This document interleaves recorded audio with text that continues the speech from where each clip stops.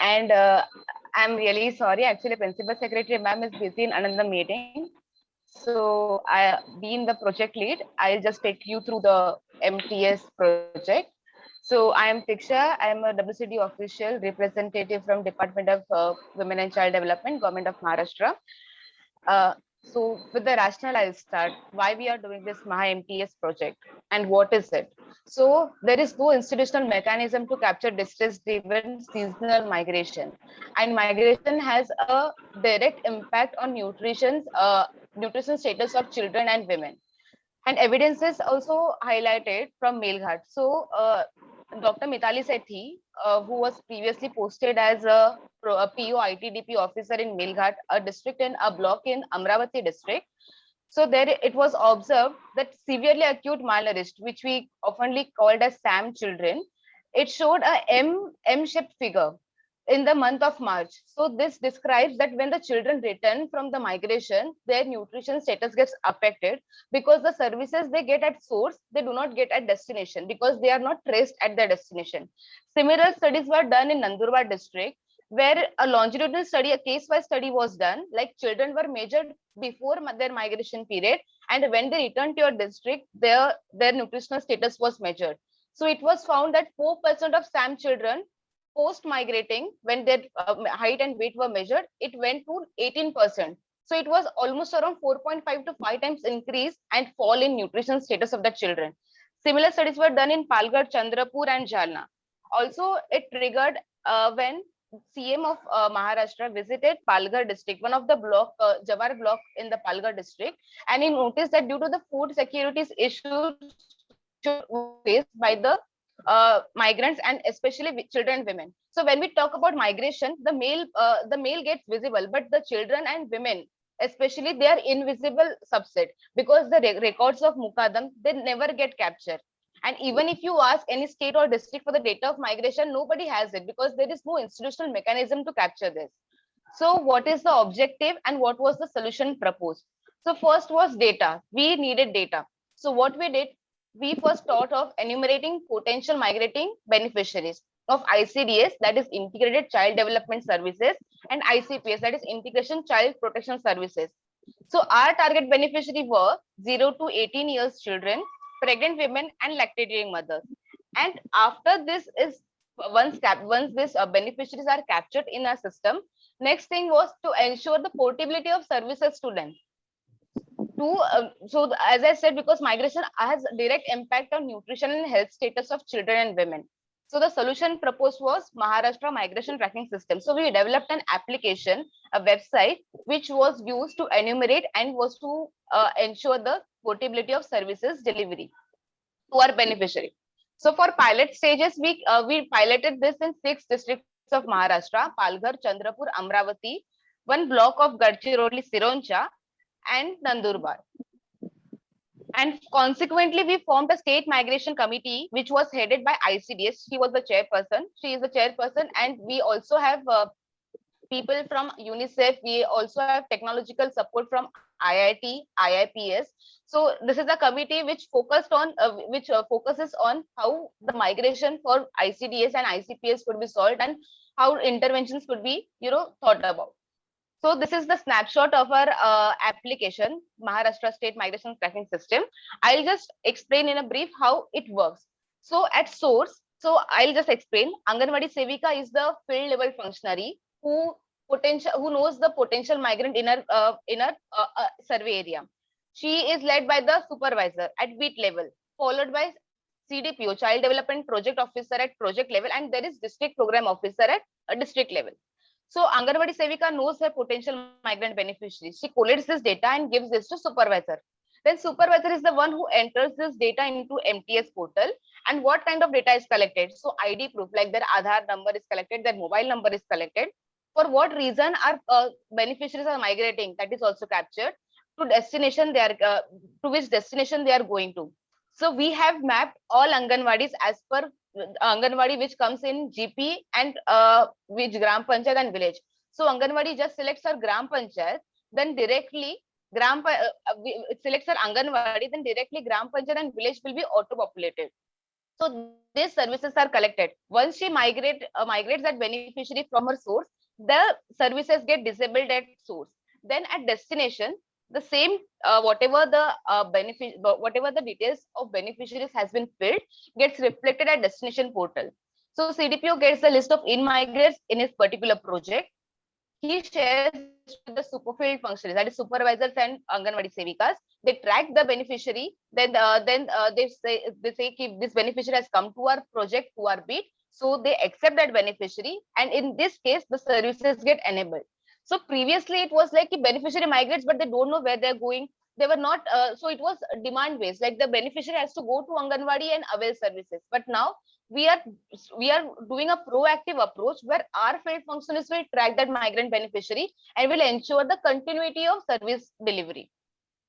And once that beneficiary wants to return, so we are capturing distress driven seasonal migration. So the period is almost October to June, because they come back in June for the pre monsoon season, like kharif cropping seasons. So then the exit process is also completed by a supervisor, and that migrant beneficiary wants to go back to their source, then that details has been filled by destination supervisor. Or that migrant beneficiary wants to go to destination B or C, even that detail has been filled by supervisor. And in this case, the services get disabled at destination, and wherever the migrant beneficiary migrates again, the services get enabled at source. We have also created dashboard for district level officials like collector, CEO, district program officer, to look at that what is the range of migration, how many SAM, severely underweight children, have migrated in the district, for what reason they have been migrating, how many people, how many migrants have been accepted. So this is the roughly workflow of Maha MTS. And our application went live on 15 November 2021. That went in middle of migration season. And this is the migration corridor we have got. So we have also done pilot study with Surat district of Gujarat state and 4 districts of Telangana state: Adilabad, Asifabad, Mancherial, and Nirmal. Because Chandrapur and Gadchiroli have their neighboring borders with Telangana, districts of Telangana state, and most of the people from Nandurbar migrates to Gujarat. So this gives a corridor like where the people out migration from the 6 source districts to the rest of India, Telangana, Maharashtra. So most of the migration you can see is intra-district, intra-state migration, 69%, and rest 31% is interstate migration. So this is that state dashboard, snapshot of state dashboard. So as of now, around 40,000 beneficiaries has been registered as potential migrant beneficiary, out of which 0 to 18 children are 35,454. Pregnant and lactating mothers who are registered is 4,442. Actual people migrated from this potential beneficiary is 57%. Out of this, 36% we were able to track and accept 36% beneficiaries. 17% beneficiaries were not found, were not accepted. Then total severely acute malnourished children who migrated were 3% SUW. So this is the nutritional profile of our children who migrated from the source. Then this is also a total people registered by destination. So what we did was, because since we launched our application in middle of migration season, so we have lost, we did lose a month of like October. So the beneficiaries who are already migrated to the destination, we provided one option for registration through destination for that field functionaries. So field functionaries, if she found that this beneficiary has come to their destination and has not been registered at source, so she could register that beneficiary destination and could ensure the service delivery to that migrant beneficiary. So the main objective was to ensure service delivery, which we accomplished to 45% almost. And then after the migration period got over, around 46% of our beneficiaries returned back to the source. And this is the data for 0 to 18 children who are staying back. So along with ICDS, we also, our focus was on protection. But since, so I'll just go through that, what are the limitations of this software. So as I previously mentioned that it started in the middle of migration season. So we do say that the data is underreported. And also now for the 6 pilot districts, we just ensured end-to-end tracking of rural migration. We have not touched upon urban migration for now, because for rural ICDS coverage is 90-95%. But Maharashtra being the third most urbanized state as per census 2011, only 19% of area out of 45% urbanized population, only 19% is covered under ICDS. So this remains a complexity in itself, but for the version 2, for the statewide expansion, we are also considering urban migration. Then potential migrant beneficiaries. So here the enumeration of individual migrating beneficiaries has been captured, not the household. Given the load on Anganwadi Sevika and supervisor, because we don't want to overburden them enumerating all the household family members. And as I mentioned, since we did a pilot study with Telangana and Gujarat, so our website was in Gujarati and English along with Marathi, so that both of the state field functionaries could be easily able to access the and could interface with our application. So what is the advantage? So I just showed the migration corridor. So we get hotspot, like for what reason? Like for wheat bhatti, brick kiln, people are migrating, sugar factories, sugar cutting. So these are the reasons enumerated for migration. And also for pregnant women, mothers who go to their maternal place for pregnancy, even that has been enumerated as a reason of migration. So we get hotspots for what reason people are migrating, and it could be an interdepartmental convergence. So 6 to 18 children migrating, there is a, they lose out on their school education. So at destination, school department officials could track them and enroll back them to the school. Then labor department, where there are these sites, they could provide water and shelter and temporary facilities like drinking water and toilet facilities.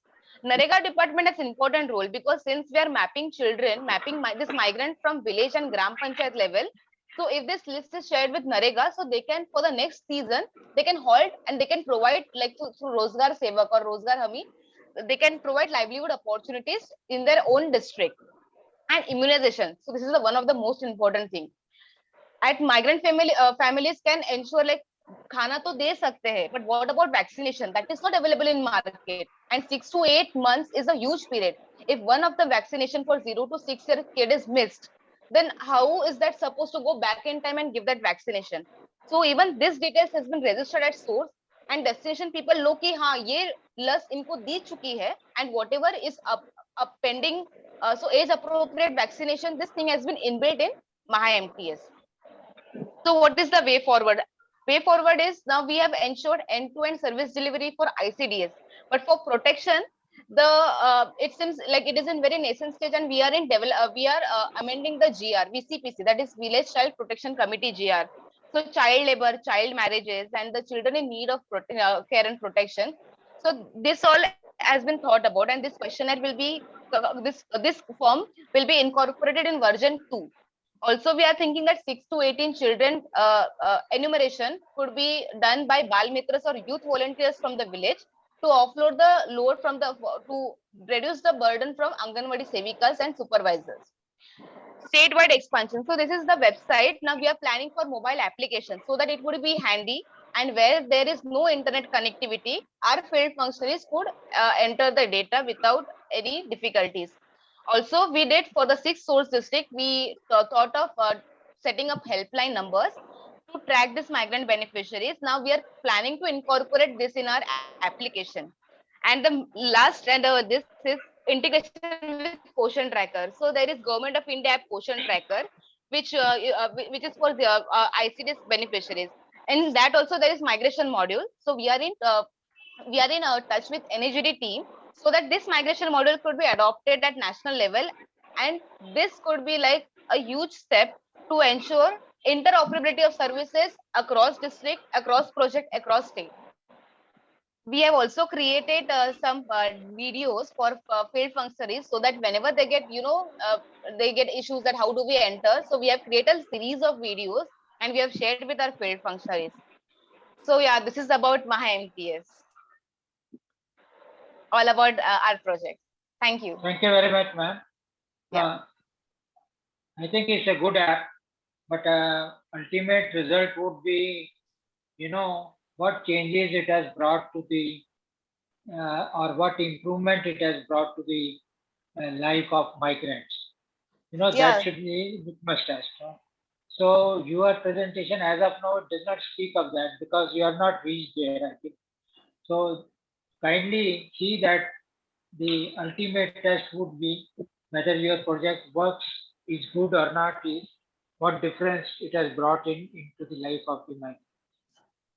Yeah. So, sir, as I said, this project started in November and October to June 2022. So now this Yeah, project has ended. So we are in documenting process, and also we have got very good insights like how we are able to reach, because when we initiated this project, only 8% migrant beneficiaries were tracked, and initially there were no such thing. So this itself is a huge, success step for enumerating this migrant beneficiary, and not only enumeration, we also were able to track them and ensure the service deliver ensure the portability of service delivery as well.